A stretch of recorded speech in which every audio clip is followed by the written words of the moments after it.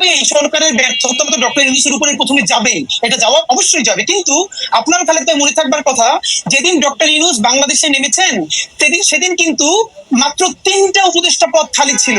এর মানে আগের সকল উপদেষ্টা পদ সব রেডি, ডক্টর ইউনূস আসার পরে আর মাত্র 3টা পদ খালি ছিল। তখন আমরা ডক্টর ইউনূসকে বলছি যে আপনি তাহলে এখানে কারা কারা উপদেষ্টা আছে, এখানে বিএনপির লোকজন আছে, এখানে জামাতের আছে, এখানে জাসদের আছে, সমস্ত ঘর থেকে আছে। এটাকে আপনি হিয়ারসে বলতেছেন নাকি প্রামাণিক সাপেক্ষে বলতেছেন? কারণ আমরা জানি ডক্টর মোহাম্মদ ইউনূস হাসপাতালের বেডে শুয়েও উপদেষ্টা পদ চেঞ্জ করেছেন। মানে আমরা তো আর আমি ডক্টর ইউনূসের সাথে উনি প্রধান উপদেষ্টা হওয়ার পরে আমার কোনো কথা হয় নাই, কিন্তু আগের কথা মানে আমি জানি যে আপনি যে বলতেছেন উপদেষ্টা পদে নিয়ে নেওয়া হয়েছিল, তো সেই 3 উপদেষ্টা পদে কি ডক্টর মোহাম্মদ ইউনূস ওই স্বাস্থ্য উপদেষ্টা, তারপরে এই যে এদের নিয়োগ দিচ্ছেন, এই যে এনজিও আরো 2জন যে এনজিও তাদের নিয়োগ দিচ্ছেন? না, হতে পারে, মানে হতে পারে, কিন্তু আমরা হলো যেটা কে নিয়োগ দিছে এই সমস্ত গণ অভ্যুত্থানের শক্তি সবাই মিলে দিচ্ছে, কারণ পলিটিক্যাল পার্টি সবাই বসছে, বিএনপি বসছে, জামাত বসছে, এবি পার্টি বসছে, ছাত্ররা বসছে। কিন্তু আমাদের তর্কটা ওই জায়গা না। আমরা ভাই আপনারা যেটা মূলত বলতে চাই, দেখেন এই যে মাসুদ ভাই এখন পর্যন্ত যেটা বললো, মুশকিলটা হইলো যেমন আপনি আমার সরাসরি একটা আমার একটা পরিচয় আছে যে আমি এই জুলাই বিপ্লবের বলি অথবা জুলাই গণ অভ্যুত্থানের বলি, এটার একটা শরীক। আমরা সবাই মিলে হাসিনাকে তাড়াইতে বাধ্য করছি, এর মানে এগুলোর ব্যাপারে আমাদের কোনো গ্লানি নাই।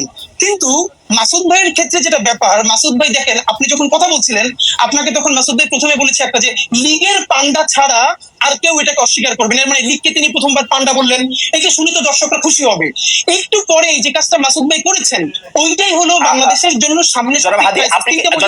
আপনি কি মাসুদ ভাইয়ের কথা বিশ্লেষণ করবেন? তাহলে আপনি মাসুদ ভাইয়ের কথা বিশ্লেষণ করেন, আমি আপনাকে স্মরণ করাই দেই যে মাসুদ ভাই লীগকে পান্ডাই প্রথমবার বলতেছেন না, দর্শককে খুশি করার জন্য বলতেছেন না, এবং গত 15 বছর ধরে অন্তত পক্ষে 50,000 বার তিনি এইসব কথা বলেছেন।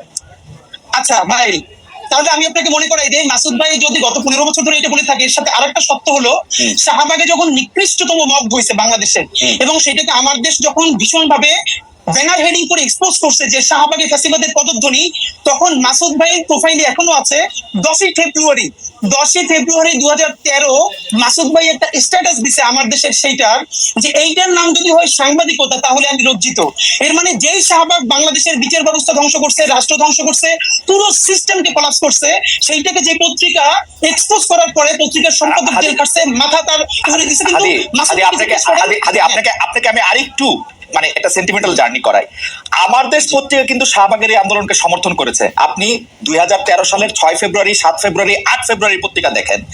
9 ফেব্রুয়ারি বা 10 ফেব্রুয়ারি, আমার আপনার মতো এত শার্প ব্রেন না, কিন্তু 9 ফেব্রুয়ারি এসে তারা এটাকে প্রতিধ্বনি বলেছেন, ফেসিবাদের প্রতিধ্বনি হোক, যে প্রতিধ্বনি বলেছেন সেটা বলেছেন।